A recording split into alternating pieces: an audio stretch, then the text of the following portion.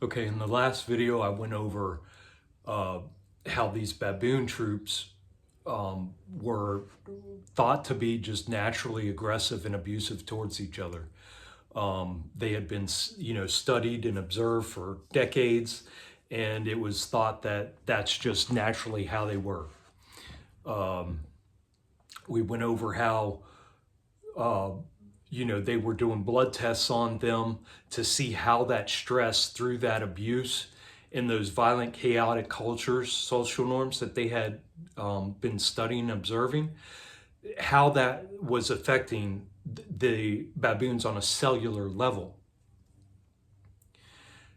And then we went over how when the alphas died because of tuberculosis from getting into tainted food and the betas took over, how they initiated a new way of being, and how that within 6 months took hold of the whole environment of that social order and completely changed the future history of how we view baboons.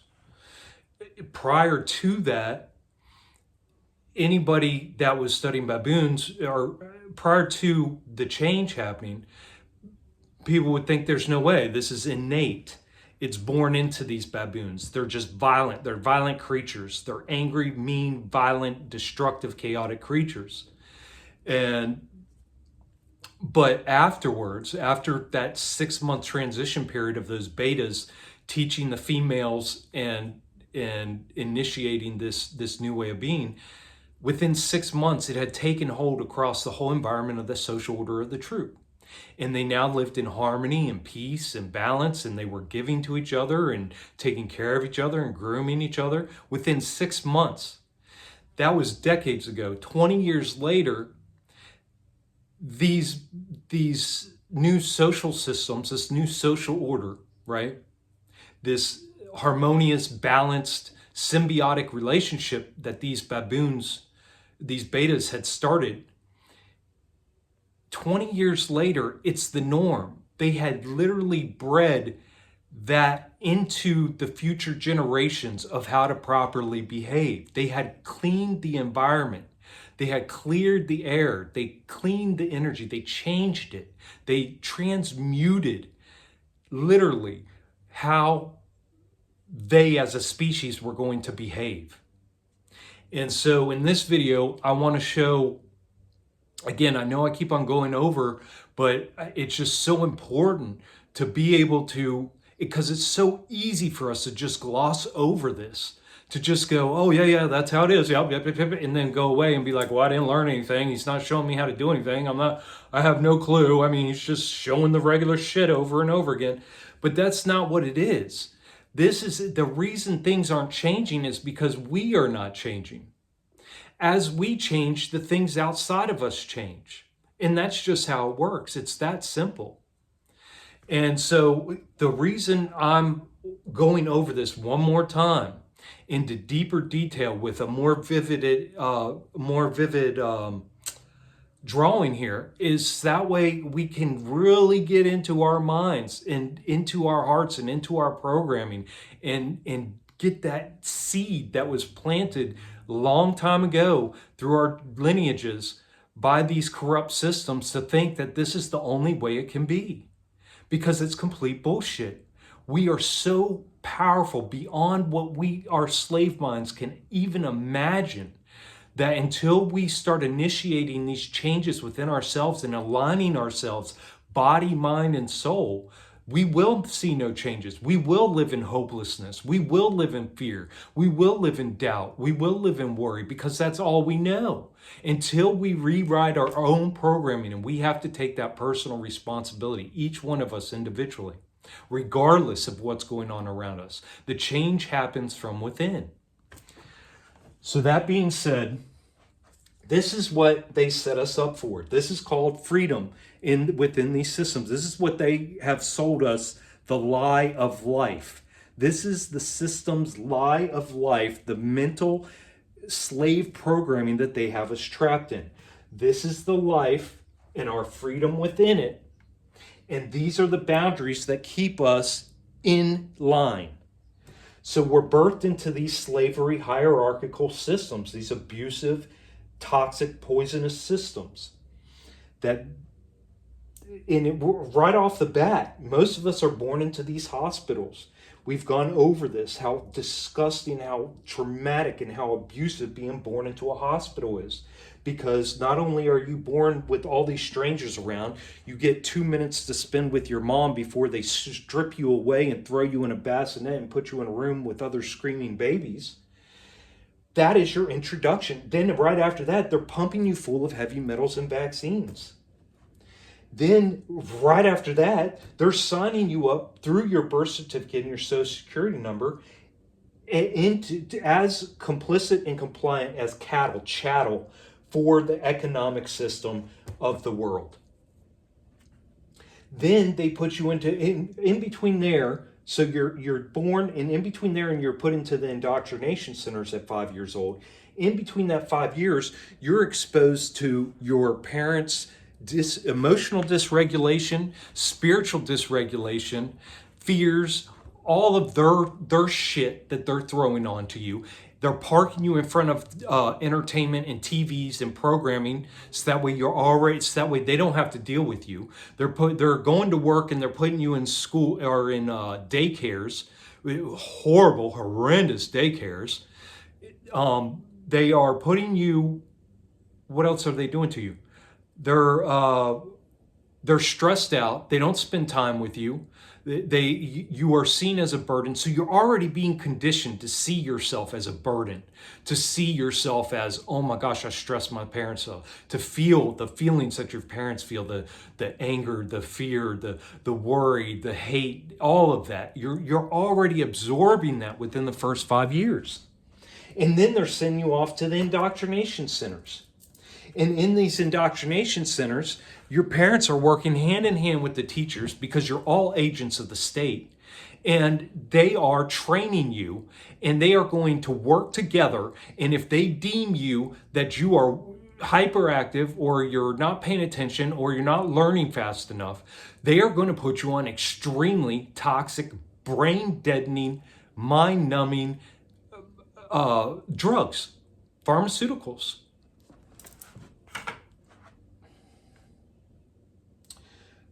Oh, they also treat, that's the other thing your parents do. What do they do when you're about 6 months old, between 6 months and a year, is when parents start introducing real food. What do babies do? They push it away. They spit it out. What do parents do? They get pissed off. They're like, this kid is so stupid. He doesn't even know he has to eat this shit, right? Brondo, it's good for everything. Brondo, we put it on all the stuff. Brondo, because it helps the grass grow. Brondo for your nutrition. Right? That's the stupidity that is passed down, the ignorance, the idiocracy that is passed down forcefully, not even kindly, forcefully shoved, forced, pushed abusively into the mental, emotional, and physical states of where we're at now. So that your parents are train you to eat animal flesh and get you numb to eating other sentient beings. Sentient just means that they can feel. They know what's going on. They're aware of what's going on, and they can feel. So they train you to eat sentient animal flesh. They train you to eat processed chemicals and normalize it. They train you to enjoy smut entertainment. And now that you're out of school and you've been trained in all of this shit, and life is hopeless because what the fuck is going on, and you've been hurting your whole life, and you can't talk to anybody about it, and nobody else will talk about it. Drugs masquerading as medicine. Advanced indoctrination. So you finally get out of high school, and what are they going to do? They're going to they push you. They push you to one of two things. And I know, because I've had kids, brought them up through the system, and this is how it is. Unless you're wealthy, or unless your kid is the valedictorian, they push you to two different things: to go to a college, or to go to the military. So you're serving the state either way. And you're feeding into their toxic, abusive systems and indoctrination systems and their military industrial complexes that are going around killing poor brown people all over the world, right? And then their healthcare system that's killing millions every year in the United States alone. And this is called freedom. This is the parameters within which that they tell you your freedom is, and this is what they tell you life is and how to succeed. So you get a career. Now your full focus is on money and bills because that never stops. Once that hamster wheel goes, it never stops. And acquiring possessions. And then what do you got to look forward to after that? Breed more slaves. And they call this freedom. And success to them is money, status, competition, and survival. Dog eat dog, whoever is at the top wins. Do whatever you got to do, pull the other guy down the rung, climb up past him. It doesn't matter, because what matters is that your success, right? Your success. And it's a inhumane way to live. And so how do they keep us in these systems? How is this possible? They do it through doubt, worry. These are the things that are keeping you within this. Doubt, worry, fear, guilt, shame, gaslighting, your government, your religion, your money, your technology, your scientists, your teachers, your doctors, CPS, Child Protective Services. Oh, that's a good one. The child trafficking arm of the United States government.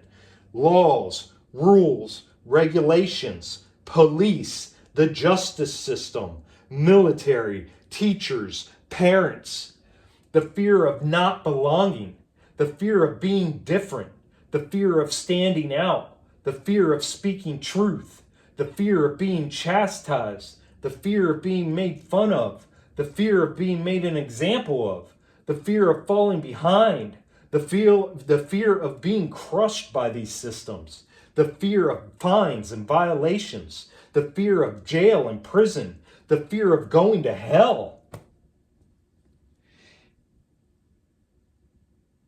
They keep you in these systems through expectations, keeping up with the Joneses, comparing yourself to the other minions, through propaganda, cultural norms, and social groups. This is all fake. This is all constructed. This is all meant to siphon your energy, your time, your attention, and what it means to be human out of you.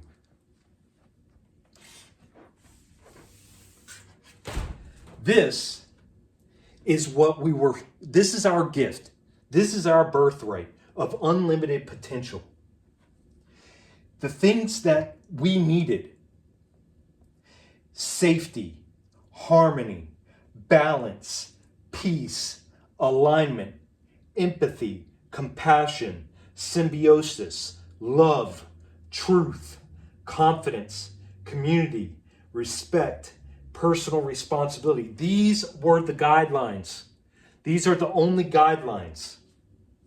And we get the guidance by example, not by words, not by saying do what I do, say not what I do, but we're supposed to get guidance by example from our parents and from those other trusted elders within our communities who are living in alignment with truth.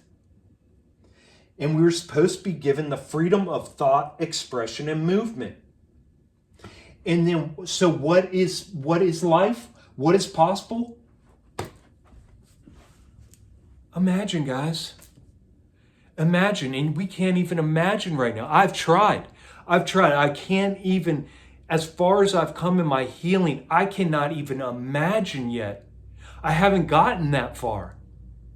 I'm still nursing myself back to my original state when I was born, to when I knew I was born with a birthright, to when I knew I deserved safety, to when I knew I deserved love, peace, harmony, balance. This is what we were born. This is the gift of life. Right here. This is the shit that they've sold to us and shoved through our lineages into us. The only way this is going to change is through people, each one of us, taking personal responsibility and changing our actions. We have to heal ourselves. We have to draw all our energy and attention away from this horse shit and focus it like a damn laser beam inside of us, inside of this physical avatar that we've completely beaten to death, inside of the brain that exists within it, and get back and reconnect to our heart space and reconnect to what it truly means to be a human. An eternal, all-knowing, all-powerful soul connected to all others on that level of existence, occupying, in charge of the most advanced physical, biological system on this earth, our temple. And it's high time that we took care of it. Body, mind, and spirit. We need alignment. We need alignment. We need to be walking every day in alignment. That's what we need. That's the only way things are going to change. Otherwise, we are living in cognitive dissonance. We are living in disease. We are not living in accordance with what it means to be human. So just like the baboons, if the baboons can do it, we can do it. But it's going to take each one of us individually. Not looking at our neighbor, not looking at our friend, not looking at our dad, not looking at our kid, not looking at our uncle, not looking at this guy, not looking at the president, not looking over here at this. No, we have to focus on ourselves. That's the only way things are going to change. The only way. So breaking this down more and more, and just really just wrapping my head around it all to really make sure that I understand completely 100% what's going on. And I think I got a pretty damn good grasp on it. So guys, from here forth, take care of yourselves because nobody else will.